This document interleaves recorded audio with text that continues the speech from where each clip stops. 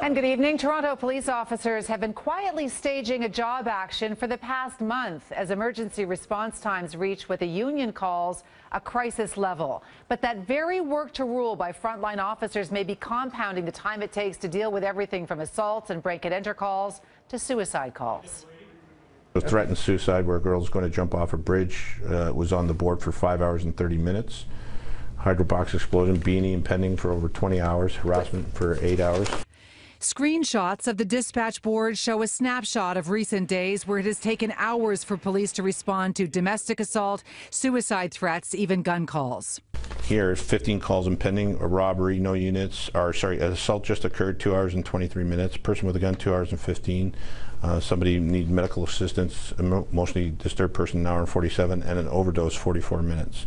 Chief Mark Saunders is spearheading the first major overhaul of policing in decades, and the union claims officers are leaving in droves and that overworked, burned-out cops simply can't keep up with the calls. Last Friday in 52 Division, we had 6 officers for all of the downtown area. So they're coming in and the calls are all backed up and pending. So now they're put in a queue to get an officer to respond.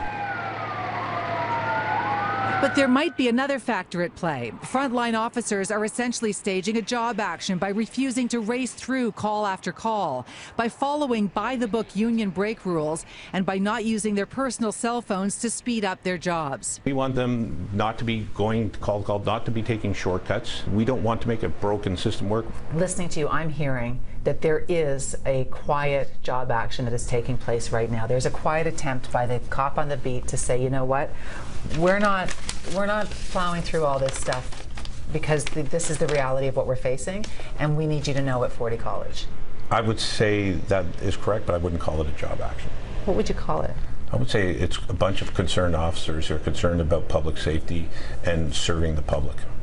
And what would be the difference between calling it a job action? Well, I'm just thinking it's an appropriate action. We specifically asked Toronto Police and the Mayor's office whether they knew about this union-led action and if they were concerned about response times. Both sent statements that didn't even respond to the questions. Mark Pugash at Toronto Police saying, "We experienced one of the busiest 36-hour periods in recent memory. The public would expect us to deal with the most serious calls and get to the less serious calls as soon as we could. That is what we did."